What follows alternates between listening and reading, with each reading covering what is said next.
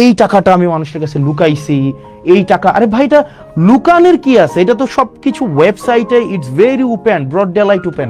অনেকেই বলছেন যে আমি খেজুরের হিসাব দিয়েছি, বাকি হিসাব দেই নাই। ওই লাইভে আমি আমার এলাকার যতগুলা বরাদ্দ বাজেট এসেছে, যতগুলা সবগুলো হচ্ছে আমি 1.5 ঘন্টা ধরে ডিটেইল করেছি। আমাকে বলা হয়েছে আমি 10 কোটি টাকা নিয়েছি। ওকে, একটু নিচে আসো তো, একটু নিচে আসো।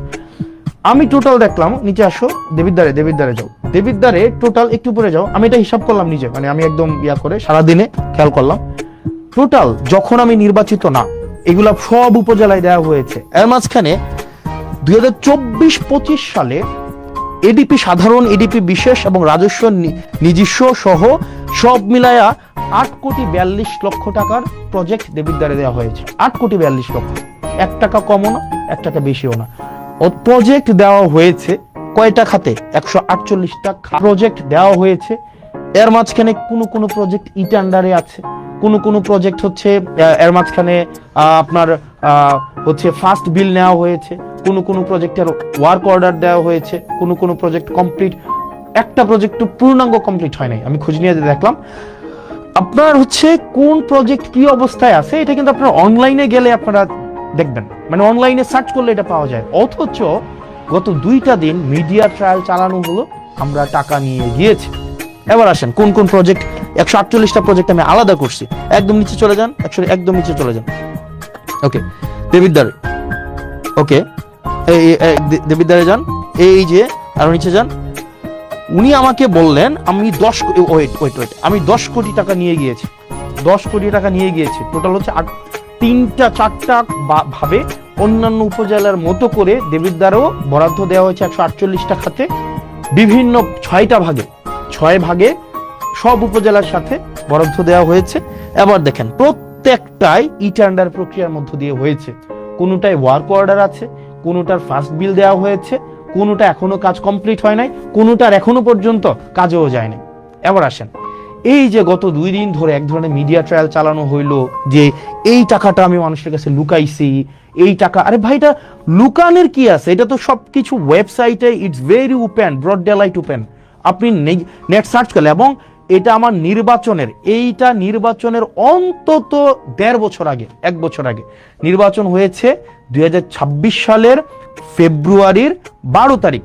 আর এই যে এটা হচ্ছে 2025 সালের ফেব্রুয়ারির 10 তারিখ বা 9 তারিখ, আর কোনোটা হচ্ছে 2024 সালের নভেম্বরের 10 তারিখ। তাইলে 1 বছর আগের, যখন আমি এই কাজের রেসপন্সিবল না, অন্যান্য উপজেলার মতো করে আমার দেবিদ্বারও হচ্ছে বরাদ্দ দেওয়া হয়েছে, অন্যান্য সব উপজেলায় দেওয়া হয়েছে। ব্যাপারটা এমন ভাবে ফ্রেমিং করা হইলো যেটা শুধুমাত্র মুরাদনগর এবং শুধুমাত্র দেবিদ্বারে দেওয়া হয়েছে।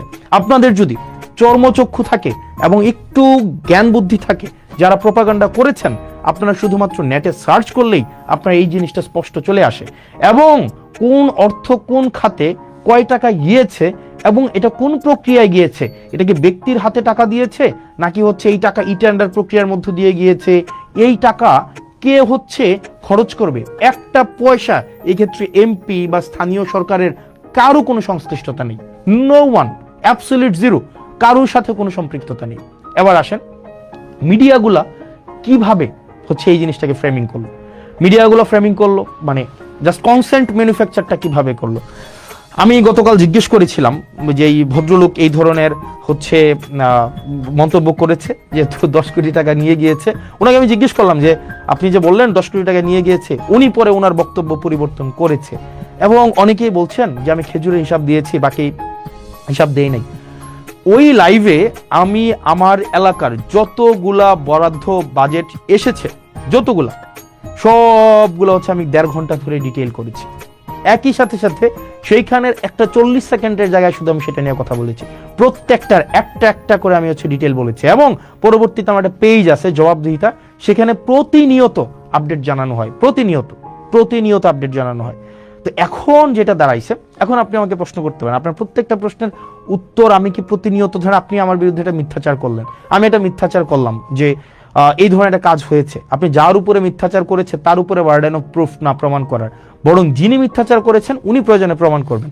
সবার বাসায় এখন মোবাইল আছে, সবার বাসায় এখন ফেসবুক আছে, সবার বাসায় এখন সার্চ করলেই 2 মিনিটে জাস্ট www.jp.kumilla.gov.bd ওখানেই পুরা ডিটেল দেওয়া আছে। এখন এটাকে যেভাবে ফ্রেমিং করা হলো এটা খুবই দুঃখজনক।